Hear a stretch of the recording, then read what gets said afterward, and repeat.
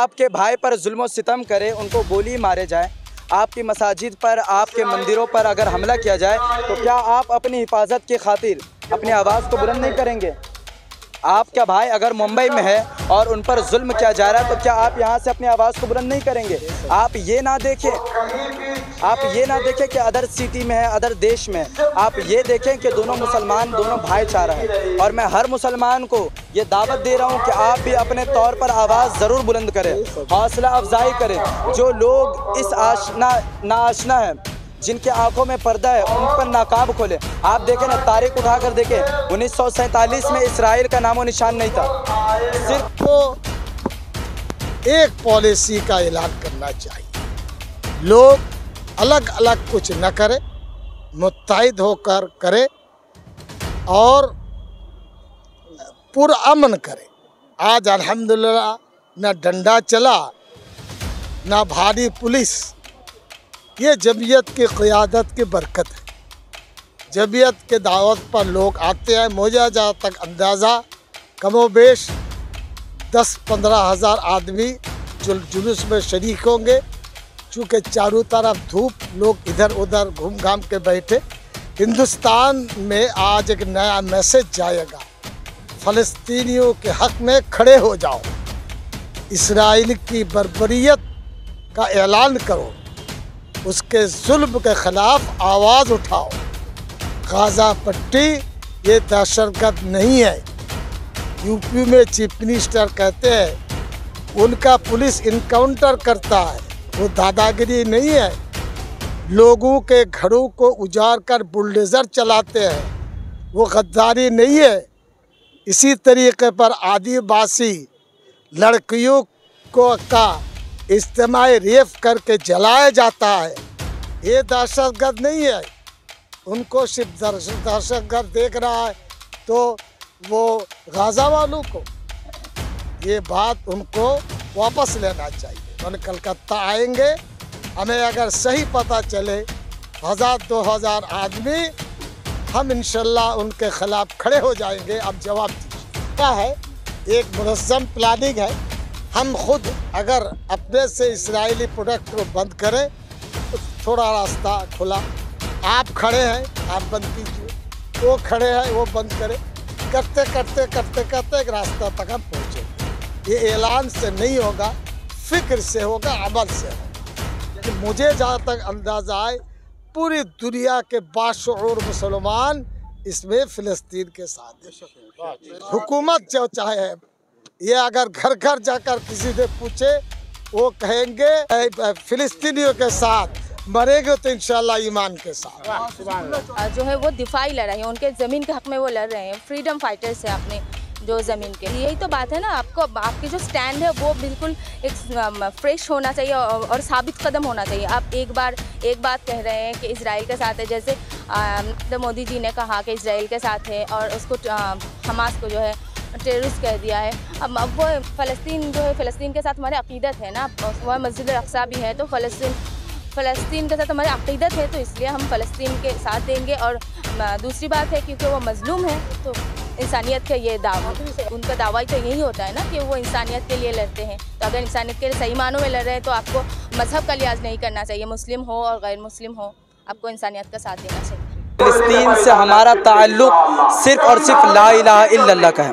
फ़िलिस्तीन से हमारा ताल्लुक़ कलमा इस्लाम की वजह से। कोई हमें ये ना समझे कि हम दूसरे देश का सपोर्ट करें, बल्कि नहीं, अगर हमारा फ़िलिस्तीन से कोई ताल्लुक़ है तो वो कलमा इस्लाम की वजह से है, अल्हम्दुलिल्लाह। और जब मुसलमान पर बात आ जाए, जब किसी मुसलमान पर जुल्म सितम किया जाए, तो दूसरा मुसलमान भाई खामोश नहीं रहता। हुज़ूर अलैहिस्सलाम की हदीस है, जब भी किसी मज़लूम को देखो कि उस पर जुल्म किया जा रहा है, तो 3 कामों में से एक काम करो। अगर तुम्हारे अंदर इस्तिताअत है तो तुम उसे अपने हाथों से रोको, हाथ से जिहाद करो। और अगर हाथ से भी इस्तिताअत नहीं रखते तो तुम कम से कम अपनी आवाज़ को बुलंद करके जिहाद करो। और अगर अपनी आवाज़ को भी बुलंद नहीं कर सकते तो कम से कम अपने दिल में उसे बुरा जानो। और ये ईमान का सबसे एक पॉलिसी का ऐलान करना चाहिए, लोग अलग अलग कुछ न करें, मुत्तहिद होकर करें और पुरअमन करें। आज अल्हम्दुलिल्लाह न डंडा चला न भारी पुलिस, ये जमीयत की क़ियादत की बरकत है। जमीयत के दावत पर लोग आते हैं। मुझे जहाँ तक अंदाज़ा कमोबेश 10-15 हज़ार आदमी जुलूस में शरीक होंगे। चूँकि चारों तरफ धूप, लोग इधर उधर घूम घाम के बैठे। हिंदुस्तान में आज एक नया मैसेज जाएगा, फ़लस्तीनियों के हक़ में खड़े हो जाओ, इसराइल की बर्बरियत का ऐलान करो, उसके जुल्म के ख़िलाफ़ आवाज़ उठाओ। गाज़ा पट्टी ये दहशतगर्द नहीं है। यूपी में चीफ मिनिस्टर कहते हैं उनका पुलिस इनकाउंटर करता है, वो दादागिरी नहीं है। लोगों के घरों को उजाड़ कर बुलडोज़र चलाते हैं, वो गद्दारी नहीं है। इसी तरीके पर आदिवासी लड़कियों को का इज्तिमाई रेप करके जलाया जाता है, ये दहशतगर्द नहीं है।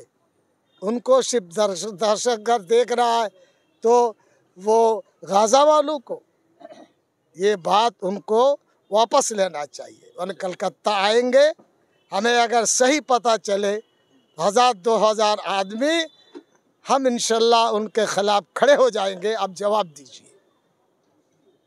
यहाँ पर इजरायली प्रोडक्ट का भी बैन करने का बात बताया। जी, हमने बताया है, एक मुनज़्ज़म प्लानिंग है। हम खुद अगर अपने से इजरायली प्रोडक्ट को बंद करें तो थोड़ा रास्ता खुला।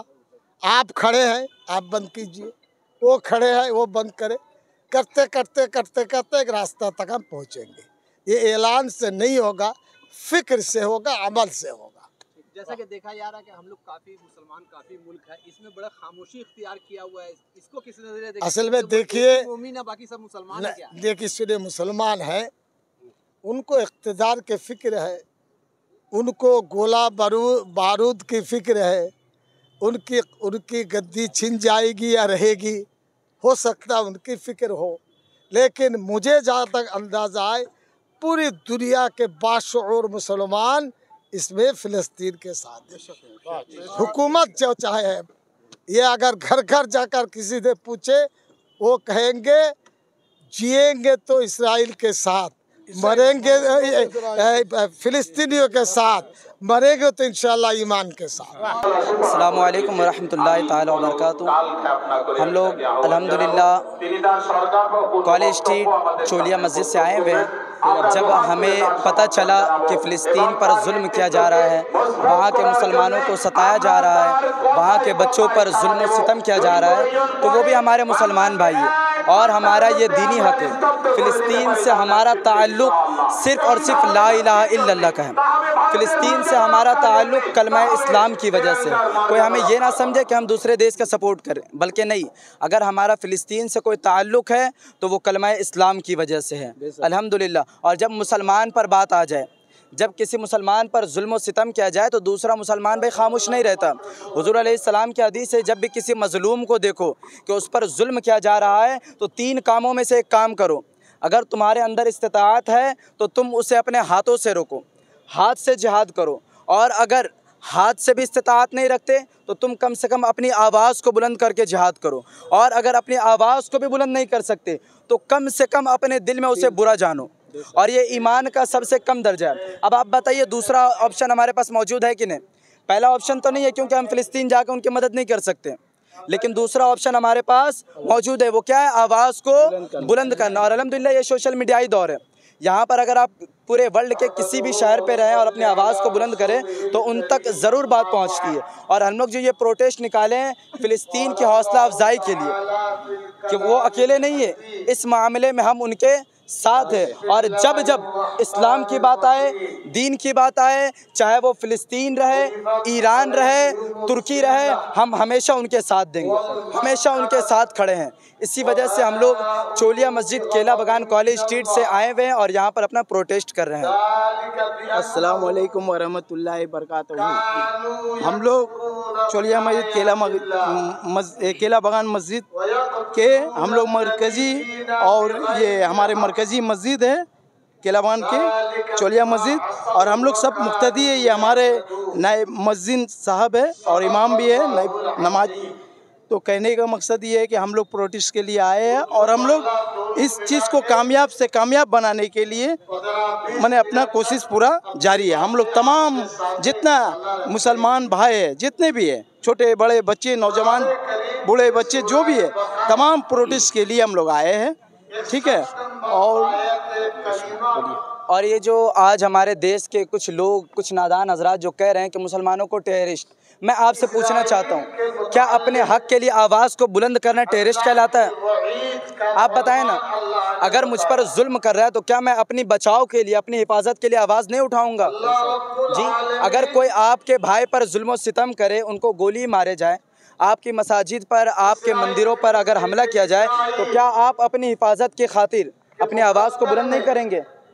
आपका भाई अगर मुंबई में है और उन पर जुल्म किया जा रहा है, तो क्या आप यहाँ से अपनी आवाज़ को बुलंद नहीं करेंगे? आप ये ना देखें कि अदर सिटी में है, अदर देश में, आप ये देखें कि दोनों मुसलमान, दोनों भाईचारा है। और मैं हर मुसलमान को ये दावत दे रहा हूँ कि आप भी अपने तौर पर आवाज़ ज़रूर बुलंद करें, हौसला अफजाई करें। जो लोग इस नाआशना है, जिनके आंखों में पर्दा है, उन पर नाकाब खोले। आप देखें ना, तारीख उठाकर देखें, 1947 में इसराइल का नामो निशान नहीं था, सिर्फ और सिर्फ फ़िलिस्तीन था। ये यहूदी को हिटलर मार रहा था तो मुसलमानों ने उसे अपने देश में रहने के लिए जगह दी, तो वो लोग थोड़े से आए और पनाह लिए फ़िलिस्तीन में। अब वो लोग की जब तादाद बढ़ती गई, थोड़ा और बढ़ गई, तो उन लोगों ने मुसलमानों पर जुल्म और सितम करना शुरू कर दिया। अब आप अगर फ़िलिस्तीन का नक्शा अगर मैप में खोजेंगे ना, तो आपको मिलेगा भी नहीं। सरकार की तरफ से कहा जा रहा है टेररिस्ट। हाँ, टेररिस्ट, वही तो मैं बता रहा हूँ। आप मुझे बताएं ना, 1947 से पहले जब इंडिया में अमेरिका हुकूमत कर रहा था, इंडिया के मुसलमान को यहीं रहकर, यहीं के मुसलमानों को और यहाँ के लोगों को गुलाम बना कर रखा था, तो क्या इंडिया वालों ने अपने हक के लिए आवाज़ नहीं बुलंद किया था? क्या उस वक्त इंडिया वालों ने ज़ात पर जात देखा था? क्या तमाम मुस्लिम, हिंदू, सिख, ईसाई सब ने मिलकर अमेरिका वालों के साथ जंग किया? तो उस वक्त तो आप लोगों ने आवाज़ उठाया, तो क्या उस वक्त आप लोग टेररिस्ट हो गए? पानी इलेक्ट्रिसिटी सब धीरे-धीरे बंद किया जा रहा है, और जो बाहर से आने वाले लोग हैं उनको आने की भी इजाज़त नहीं है। हाँ, तो वही तो इसीलिए तो हम लोग आवाज़ उठा रहे हैं, ताकि दूसरे हमारे जो मुस्लिम कंट्रीज़ है, दूसरे हमारे जो लोग हैं, वो लोग आवाज़ को बुलंद करें, ताकि उनकी आवाज़, ताकि दूसरी आवाज़, जैसे कि तुर्की के सदर तैयब अर्दगान, अल्लाह ताला इनके उम्र में और बरकत अता फरमाए, ये लोग प्रेशर डालेंगे, और जब बड़े हुकूमत की तरफ से प्रेशर जाएगी ना, तो इंशाअल्लाह तबारक व तआला हमारी आवाज़ ज़रूर सुनी जाएगी। आखिरी सवाल, हिंदुस्तान में जिस तरह से प्रोटेस्ट होना चाहिए, जी, बिल्कुल मिल रहा है। हर लोग अपनी तरफ से आवाज़ उठा रहे हैं, लेकिन देखिए जिसकी तरफ जी, मैं इसीलिए तो अपने आवाज़ को बुलंद कर रहा हूँ और आप लोगों के दरमियान कह रहा हूँ कि जो मुसलमान अभी भी अपने गफलत में सोए हुए हैं, वो लोग जागें। क्या कल बरोज़े क़यामत मुसलमानों का सवाल नहीं किया जाएगा कि फ़िलिस्तीन में मस्जिद अक्सा में बमबारी हो रही थी, फ़िलिस्तीन में मुसलमानों को मारा जा रहा था, उनकी बहनें की इज़्ज़त व आबरू की लूटी जा रही थी, तो क्या मुसलमान सोए हुए थे? कल बरोज़े क़यामत हुज़ूर अलैहिस्सलाम को मुसलमान क्या मुँह दिखाएगा? उस वक्त तो अगर हुज़ूर पूछ लिया जाए, उस वक्त अगर कोई सवाल कर ले कि जब मुसलमानों पर जुल्म किया जा रहा था, तो उस वक्त फ़िलिस्तीन की हिमायत में तुम्हारी तो आवाज़ भी नहीं खुल रही थी। तुमने तो सोचा मुझे तो फ़िक्र इस दुनिया की, इस माल की, इस औलत की, इस दौलत की, लेकिन याद रखो मुसलमानों, इज़्ज़त सिर्फ़ और सिर्फ उसी की होगी जो इस्लाम के बारे में बात करेगा, एहतराम सिर्फ उसी की होगी जो हुजूर के बारे में बात करेगा। मुसलमान सिर्फ और सिर्फ उसी को सपोर्ट करेंगे जो दुनिया इस्लाम के खातिर लड़ाई कर रहे हैं। ठीक है, आप तमामी हज़रात का शुक्रिया कर रहा हूँ कि आप लोग मेरी आवाज़ को बुलंद कर रहे हैं। अल्लाह पाक आप लोगों को और बरकत अता फरमाए। ये तो बिल्कुल दो टोक बात है ना, जो जालिम कौम है उसके साथ हम नहीं दे सकते, जो मजलूम है उसके साथ हम देंगे। फ़लस्तीन क्योंकि मजलूम है, हम मजलूम के साथ दे रहे हैं। इसमें ये कोई मुस्लिम कौम की मुद्दा नहीं है, ये इंसानियत का मुद्दा है। जो भी इंसानियत के साथ है उसे फ़लस्तीन के साथ ज़रूर देना चाहिए। जिस तरह से लोगों का जो है वहाँ पे जान भी गया है, साथ ही साथ अब ये आ रहा है कि इंटरनेट भी बंद कर दी गई है, पानी बंद कर दिया गया, इलेक्ट्रिसिटी बंद कर दी गई है। क्या लगता है कि बारूद के बाद अब जो है वो टेक्नोलॉजी से मारने की कोशिश की जा रही है? जी बिल्कुल, ये तो कोई नई बात नहीं है ना, ये तो बहुत सालों से चला आ रहा है, ये उसी का एक कंटिन्यूएशन ही है। इसराइल तो बहुत सालों से फ़लस्तीन के साथ जो है जुल्म कर रहे हैं, ये कोई नई बात नहीं है। ये बात छेड़ रहा है इसलिए क्योंकि इस तरह से क्योंकि फ़लस्तीनी ने दिफाई एक जो हमला किया है, इसलिए ये बात नई छिड़ गई है। लेकिन ये कोई नई बात नहीं है कि इसराइल ने फ़लस्तीन के ऊपर हमला किया है, ये तो लगातार करे जा रहे हैं ना। फ़लस्तीन अपनी ज़मीन के हक़ के लिए लड़ाई लड़ रही है, लेकिन कहा जा रहा है कि टेररिस्ट अटैक किया गया इनके तरफ से। नहीं, मेरे ख्याल में जो दिफाई जो लड़ाई है उसको टेररिस्ट नहीं कहना चाहिए। अब हर किसी की एक अपनी ये होती है, लेकिन मेरे ख्याल में इसको टेररिस्ट नहीं किया जा रहा है, कहना चाह रहा है क्योंकि जो है वो दिफाई लड़ाई है, उनके ज़मीन के हक़ में वो लड़ रहे हैं, फ्रीडम फाइटर्स हैं अपने जो ज़मीन के। इंडियन मीडिया जो हमारे ब्रॉडकास्ट मीडिया है वो अगर इजराइल मारता है तो वो कहते हैं कि अपने हक के लिए लड़ रहे हैं, लेकिन जब फ़लस्तीन मारता है तो कहते हैं कि वो टेरर अटैक कर रहे हैं। तो इनके नज़रियों को कैसे देखते हैं?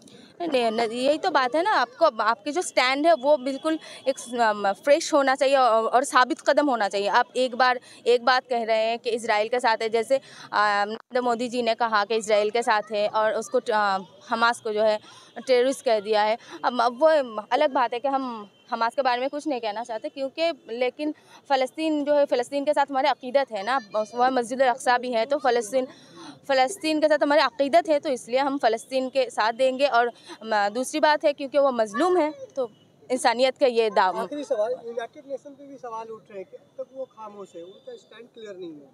जी बिल्कुल, स्टैंड क्लियर होना चाहिए। वो तो इंसानियत के लिए लड़ते हैं, ये उनका दावा ही तो यही होता है ना कि वो इंसानियत के लिए लड़ते हैं। तो अगर इंसानियत के लिए सही मानों में लड़ रहे हैं तो आपको मज़हब का लिहाज नहीं करना चाहिए, मुस्लिम हो और गैर मुस्लिम हो, आपको इंसानियत का साथ देना चाहिए।